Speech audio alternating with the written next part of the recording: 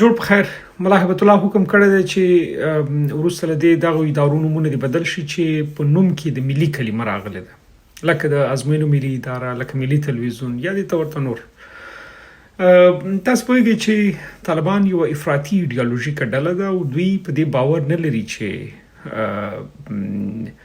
ګواکې نیشن سټیټ دی وي یا د خلک د ملت په توګه ومني. دوی خلکو ته د رعیت په سترګه ګوري، یعنی خلک د حکومتونو شریکان نه دي. دوی له حکومتونو سره په قدرت کې یا د قدرت په تړاو په تصمیم نیونه کې شریک نه دي، بلکې هغه پریکړه چې هغه د طالبانو مشر کوي، طالبان کوي، خلک مجبور دي چې هغه ومني. یعنی هیڅوک حق نه لري چې د حکومت له کارونو څارو کی، نظارت وکي او پوښتنه وکي. مثلا په دغه رژیم کې تاسو د دې حق نه لري چې پوښتنه وکړئ چې مثلا سکهال بودیجه څومره ده، یا تاسو د دې حق نه لري چې پوښتنه وکړئ چې ملا هیبت الله څومره معاش اخلي، څومره پیسې مصرفوي، ځکه دا د نیشن سټیټونو یا د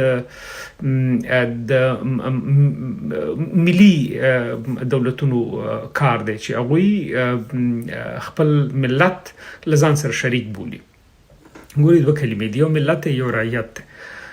ملتونه چې دي دا د دولتونو شریکوانان دي او دولتونه ملتونه ټاکي. یعنی ملت به پریکړه کوي چې څوک د دوی زعیم شي، د دولت سټایل څه ډول وي، ملي بیرغ څه وي، ملي سرود څه وي او د ورته څومره ملي مسایل چې دي په دې اړه به ملتونه تصمیم نیسي.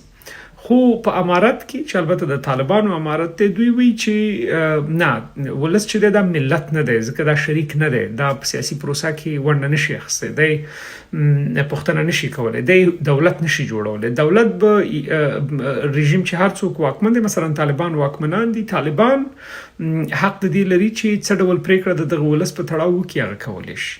یعنی طالب د دې حق لري چې ولس باندې هر ډول قوانینو فشار او زور تطبیق کړي. ملا هیبت الله د دې حق لري چې هر ډول پریکړه وکړي، ولی عام خلک د دې حق نه لري چې پوښتنه وکړي. نو د ملي کلمه همدارنګه د ملت کلمه چې دوی قصدن اطر له نصاب، مثلا ملي جرګه دوی له نصاب ایستده، یا دا اوس چې وایي چې ملي کلمه دې نه کارول کیږي، دا اصلا د ګډو باورونو، د ګډو ملي هویتونو لمنځه وړل دي. حتی په ورځنیو محاورو کې هم د ملت کلمه لمنځه وړل دي چې ګډ مشترک فرهنګ او زموږ ګډ باور، زموږ جمعي عقل، زموږ جمعي دانش کې په ملت باندې باور لمنځه لاړ شي.